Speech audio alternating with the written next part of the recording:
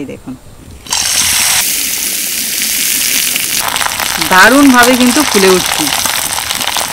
এত সুন্দর সাবুর কুরকুরে কেমনভাবে বানালাম সেটা জানতে হলে কিন্তু অবশ্যই সম্পূর্ণ ভিডিওটা দেখতে হবে। পুরো গুঁড়ো হয়ে যাচ্ছে। নমস্কার বন্ধুরা, সাবিত্রী কিচেনে সবাইকে স্বাগত জানিয়ে আজকে আমি নিয়ে চলে এসেছি সাবুর কুরকুরে। আর এই রেসিপিটা কিন্তু খুব সহজে যেমন বানানো যায় আর খেতেও কিন্তু দারুণ লাগে। আর এটা কিন্তু সারা বছরের জন্য সংরক্ষণ করেও রাখতে পারেন, যখন মন চাইবে তখন যদি একটু তেলে ভেজে নেন তাহলে দেখবেন খুব ভালো লাগবে যেমন খেতে, তেমনই কিন্তু এটা চায়ের সাথে সন্ধ্যের সময় একদম স্ন্যাক্স হিসাবে জমে যাবে। আপনারা শুরু থেকে শেষ অবধি ভিডিওটা দেখবেন, আশা করি ভালো লাগবে। আর ভালো যদি লাগে তাহলে প্লিজ একটা লাইক করে বন্ধুদের সাথে শেয়ার করবেন। যারা আমার নতুন বন্ধু আছেন তারা যদি ইউটিউব থেকে দেখে থাকেন তাহলে প্লিজ চ্যানেলটাকে সাবস্ক্রাইব করে রাখবেন। আর যারা ফেসবুক থেকে দেখছেন তারা ফেসবুক পেজটাকে ফলো করে দেবেন। তাহলে চলুন আজকে রেসিপিটা শুরু করি। সাবুর কুরকুরে বানানোর জন্য এখানে আমি একটা ছোট বাটির 1 বাটি নিয়ে নিয়েছি বড় দানা সাবু। এবার এটাকে একটা বড় পাত্রের মধ্যে নিয়ে নেব। খুব অল্প পরিমাণে সাবু দিয়ে কিন্তু এই কুরকুরেটা অনেকটা পরিমাণে বানানো যায়। এবার সাবুটাকে ভালো করে ধুয়ে নেব।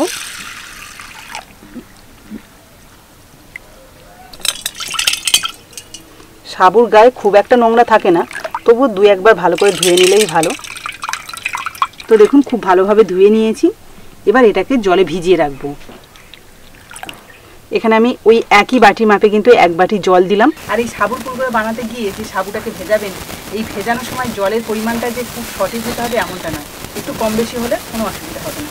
এই সাবুটাকে আমি 15 থেকে 20 মিনিট মতো ভিজিয়ে রাখছি। আর ততক্ষণে দেখুন এখানে আমি 2টো মিডিয়াম সাইজের আলু ভালোভাবে খোসা ছাড়িয়ে ধুয়ে রেখেছি, এগুলোকে গ্রেট করে নেব।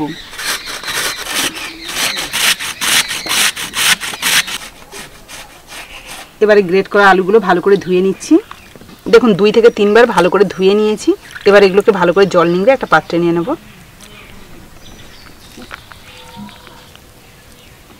সাবুর কুরকুরেটা রেডি করার জন্য আমি উনুনটাকে ভালোভাবে ধরিয়ে নিয়ে একটা কড়াই বসিয়ে দিলাম। প্রথমে কড়াইতে দিয়ে দিচ্ছি কিছুটা জল। এদিকে যে সাবুটা ভিজিয়ে রেখেছিলাম সেটা কিন্তু 15 থেকে 20 মিনিট মতো হয়ে গেছে। কিছুক্ষণ ভিজিয়ে রাখাতে একদম নরম হয়ে গেছে। এবার এই সাবুগুলোকে আমি এই গরম জলের মধ্যে দিয়ে দেব। এবার এই সাবুটাকে প্রায় 3 থেকে 4 মিনিট মতো ভালো করে ফুটিয়ে নেব। 3 মিনিট মতো ভালোভাবে জ্বালানি দেওয়াতে সাবুটা কিন্তু অনেকটাই ঘেঁটে গেছে, মানে জলের কালারটা দেখে নিশ্চয়ই আপনারা বুঝতে পারছেন। এবার আমি এর মধ্যে দিয়ে দেবো গ্রেট করা আলু। আলু দেওয়ার পরে অল্প একটু জল দিয়ে দিচ্ছি, যেহেতু আলুটাও সিদ্ধ হতে হবে। ভালো করে মিশিয়ে নেব। আর এটাকেও কিন্তু 3 থেকে 4 মিনিট মতো একটুখানি জ্বালানি দেবো, তাতে করে কিন্তু আলুটা ভালোভাবে সিদ্ধ হয়ে যাবে। দেখুন গ্রেট করা আলুগুলো দেওয়ার পর আমি আরও 3 থেকে 4 মিনিট যখন সিদ্ধ করেছি কতটা ঘন হয়ে গেছে দেখুন। এবার এর মধ্যে কিছু মশলা মেশাবো, যেটাতে এই কুরকুরেটা খেতে খুব ভালো লাগে। দিয়ে দিচ্ছি 1 চামচ সাদা জিরে, 1/2 চামচ জোয়ান, স্বাদ মতো নুন, আর 1 চামচ চিলি ফ্লেক্স। আর সব শেষে দিয়ে দিচ্ছি দেখুন 1 চিমটি খাওয়া সোডা। এবার সব কিছু ভালো করে মিশিয়ে নেব।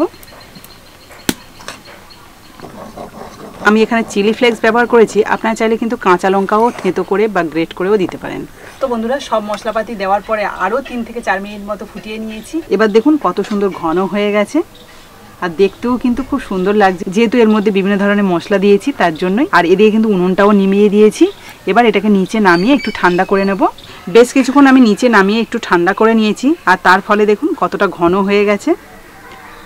তো এবার আমাকে কুরকুরে শেপগুলো দিতে হবে, তার জন্য দেখুন আমি একটা তেলের প্যাকেট নিয়ে নিয়েছি। আপনারা চাইলে নুনের প্যাকেটও নিতে পারেন বা দুধের প্যাকেট যেগুলো হয় সেগুলোও নিতে পারেন। সহজে কিন্তু এটা দিয়ে কুরকুরে শেপটা দিয়ে নেওয়া যাবে। এবার আমি এই প্যাকেটের মধ্যে কিন্তু ব্যাটারটা নিয়ে নেব।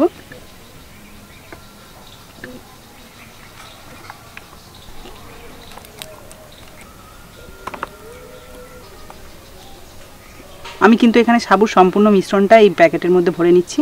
এবার একটা গার্ডার নিয়েছি, এই গার্ডারটা দিয়ে কিন্তু এই মুখটা ভালোভাবে আটকে দেব। এবার কুরকুরে শেপ দেওয়ার জন্য আমি এক সাইডে একটু কাঁচি দিয়ে কেটে নেব। তবে দেখুন এই প্লাস্টিকটা কাটার আগে, মানে কুরকুরে শেপ দেওয়ার আগে আমি এখানে কিন্তু যেখানে কুরকুরে শেপ দেবো সেই জায়গাটা রেডি করে রেখেছি। মানে একটা ব্যানারের উপরে এই যে পাতলা একটা প্লাস্টিক আমি বিছিয়ে দিয়েছি, এর উপরেই কিন্তু কুরকুরে শেপটা দেব। এই যে এই কোণটাকে কেটে নিচ্ছি একটু ছোট্ট করে। এই যে দেখো বেরোতে শুরু করে দিয়েছি। আমি কিন্তু এইভাবে লম্বা লম্বা করে দেব।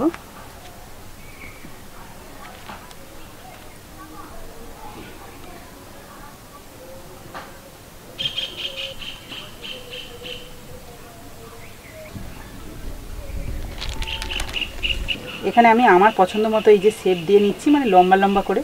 আপনারা চাইলে বিভিন্ন রকম শেপ দিতে পারেন, কোনো অসুবিধা নেই। আর এই যে যেটুকু মোটা দেখছেন না, এটা কিন্তু শুকনো হয়ে গেলে একদম সরু হয়ে যাবে। আর কত সহজে দেওয়া যাচ্ছে শুধু দেখুন, বেশি সময় লাগে না, কিন্তু এটা সহজে বানিয়ে নেওয়া যায়। দারুণভাবে কিন্তু বেরোচ্ছে।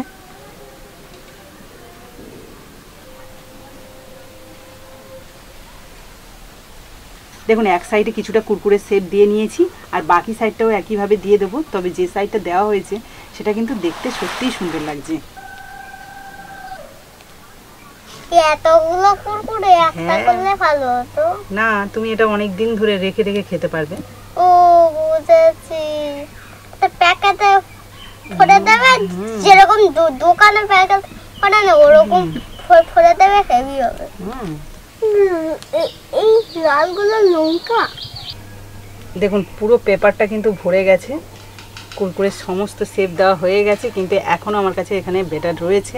এটা কিন্তু অন্য পেপারে দিতে হবে, তবে তার আগে এই পেপারটাকে আমি রোদ্দুরে দিয়ে দেবো। এই দেখুন আমার রান্নাঘরে কিন্তু খুব সুন্দর রোদ্দুর আছে, তাই আমি রান্নাঘরেই এখানে রেখে দিচ্ছি। আর এরকম কড়া রোদ্দুর হলে এগুলো হয়তো 2 দিনের মধ্যে ভালোভাবে শুকনো হয়ে যাবে। ফিরে এলাম একদিন পর, আর একদিন যে কড়া রোদ্দুরটা ছিল তাতেই কিন্তু খুব সুন্দরভাবে শুকনো হয়ে গেছে। আর প্রত্যেকটাই দেখুন কি সুন্দর প্লাস্টিক থেকে ছেড়ে যাচ্ছে, আর দেখতেও ভালো লাগছে। তো এগুলোকে একটা একটা করে তুলে নেব, নিয়ে আমি একটা কন্টেনারের মধ্যে রেখে দেবো।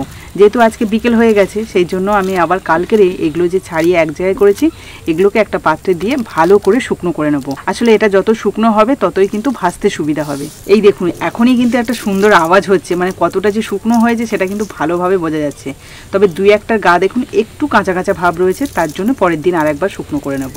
ফিরে এলাম মোট 2 দিন পর, এর মধ্যেই কিন্তু ভালোভাবে শুকনো হয়ে গেছে। আগের দিন তোলার সময় দেখিয়েছিলাম ঝরঝরে হয়েছে, আর আজকে দেখুন আরও বেশি ঝরঝরে। এই দেখুন হাত দিলে ভেঙে যাচ্ছে, সেই জন্য আমি দেখাতে পাচ্ছি না, তো এইভাবে দেখাচ্ছি। এই দেখুন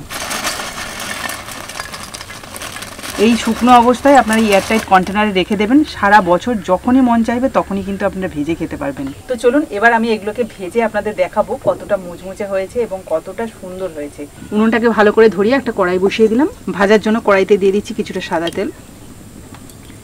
দেখুন তেলটাকে খুব ভালোভাবে গরম করে নিয়েছি। এবার আমি বেশ কিছুটা কুরকুরে তেলের মধ্যে ছাড়বো।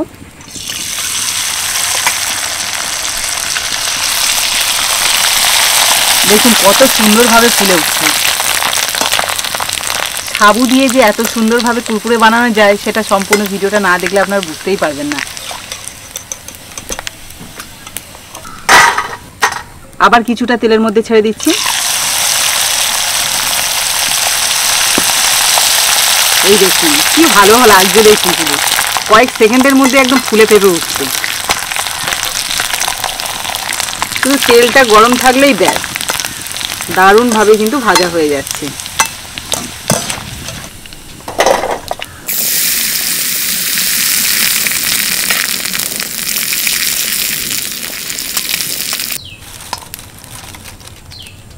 দেখুন এতগুলো কুরকুরে ভেজেছি মাত্র 2 থেকে 3 মিনিটের মধ্যে। বুঝতেই পাচ্ছেন কত তাড়াতাড়ি ভাজা হয়ে গেছে আর কতটা পরিমাণে হয়েছে দেখেছেন। একটা বড় থালা সম্পূর্ণটাই কিন্তু ভরে গেছে দেখুন, আর দেখতেও কিন্তু বেশ ভালো লাগছে। বাচ্চাদের সামনে এরকম যদি ধরিয়ে দেওয়া হয় ওরা কিন্তু ভীষণ মজা করে খাবে, আর এটা বাচ্চা থেকে বড় সবারই ভীষণ পছন্দও হবে। সাবুর কুরকুরেগুলো কতটা মুচমুচে হয়েছে আপনাদের একটু ভেঙে দেখাই। এই যে নিলাম, এই দেখুন পুরো গুঁড়ো হয়ে যাচ্ছে, এতটাই হালকা আর এতটাই মুচমুচে। এই সাবুর কুরকুরেগুলো বাড়িতে গিয়ে সবাই মিলে একসাথে খাবো, তবে আপনাদের একটু খেয়ে বলবো এর স্বাদটা কেমন হয়েছে আর কতটা মুচমুচে হয়েছে। তার জন্য এখান থেকে 2টো নিয়ে নিচ্ছি।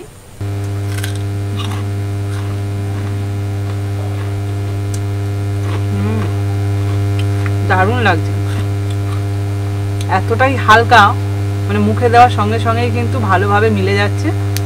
তার উপর যে জিরে জোয়ান আর তার সাথে যে চিলি ফ্লেক্সটা দেওয়া আছে তার জন্য স্বাদটাও কিন্তু দারুণ আছে। দারুণ লাগছে কিন্তু, মানে অনায়াসে অনেকগুলোই খাওয়া হয়ে যাবে। কতটা মুচমুচে আর আলাদা করে আমার কিচ্ছু বলার নেই, আপনারা দেখেই বুঝতে পেরেছেন। আর পরিমাপ বা কিভাবে আমি এটা বানিয়েছি সম্পূর্ণটাই তো আপনাদের সাথে শেয়ার করলাম। আশা করি আপনারা একবার দেখে খুব সহজে বানিয়ে নিতে পারবেন। তো আজকে ভিডিওটা যদি আপনাদের ভালো লেগে থাকে তাহলে প্লিজ একটা লাইক করে বন্ধুদের সাথে শেয়ার করবেন। তো আজকের মতো টাটা, পরের দিন আসবো আবার একটা নতুন ভিডিও নিয়ে। ততক্ষণে ভালো থাকবেন, সুস্থ থাকবেন।